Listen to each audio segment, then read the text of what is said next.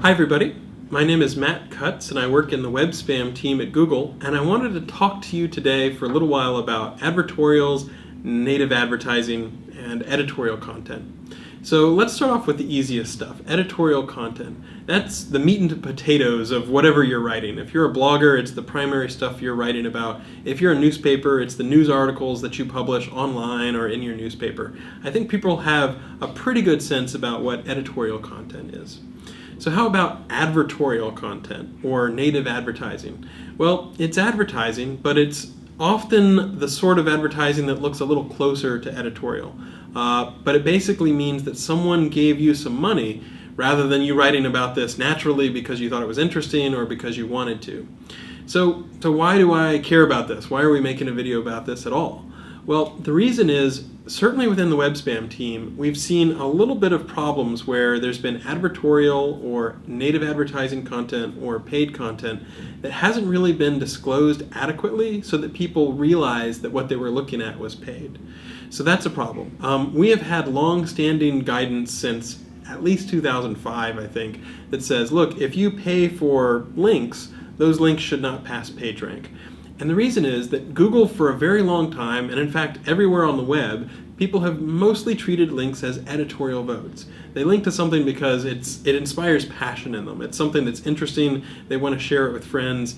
You know, there's some reason why they want to highlight that particular link.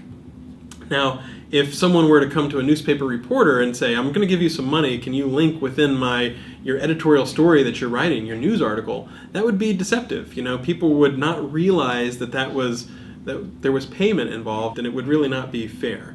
So paid links that pass PageRank change the landscape. It makes it uneven so that people can't compete on a level playing field. And that's what we want to ensure that we have on the web, and certainly within Google's web index. So what are the guidelines for advertorials or for native advertising? Well, there's twofold things that you should think about. The first is on the search engine side of things. And search engine wise, you should make sure that if links are paid, that is if money changed hands in order for a link to be placed on a website, that it should not flow PageRank. In essence, it shouldn't affect search engines' rankings. That's no different than the guidance we've had for years and years and years. Likewise, if you are doing disclosure, you need to make sure that it's clear to people. So a good rule of thumb is there should be clear and conspicuous disclosure. It shouldn't be the case that people have to dig around buried in small print or have to click and look around a long time to find out, oh, this content that I'm reading was actually paid. So why are we talking about this now? This isn't a change in our search engine policy, certainly not in the web spam team. Well, the reason is that we've seen some people who have not been doing it correctly. So we've seen, for example, in the United Kingdom, a few sites that have been taking money and writing articles that were paid, including keyword-rich anchor text in those articles that flowed PageRank, and then not telling anybody that those were paid articles.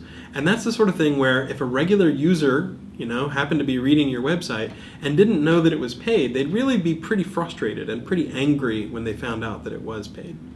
So we've taken action on this sort of thing, for years and years, and we're going to keep taking strong action. We do think it's important to be able to figure out whether something is paid or not on the web. And it's not just the web spam team. It's not just search quality and the web search results. The Google News team recently published on their blog and said that if you don't provide adequate disclosure of paid content, whether it be native advertising, advertorials, whatever, whenever there's money changing hand, if users don't realize that sufficiently because there's not adequate disclosure, the Google News team mentioned that they might not only remove the paid content, but were willing to go up to and including removing the publication from Google News.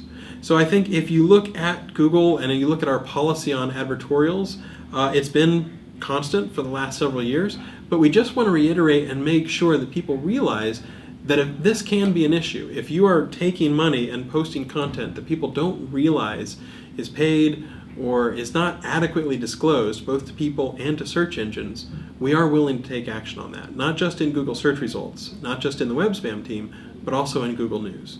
And so that's why it would behoove people to have an abundance of caution whenever they're considering these things, to just make sure that they do provide adequate disclosure and that it's abundantly clear to users what's paid and what's not paid.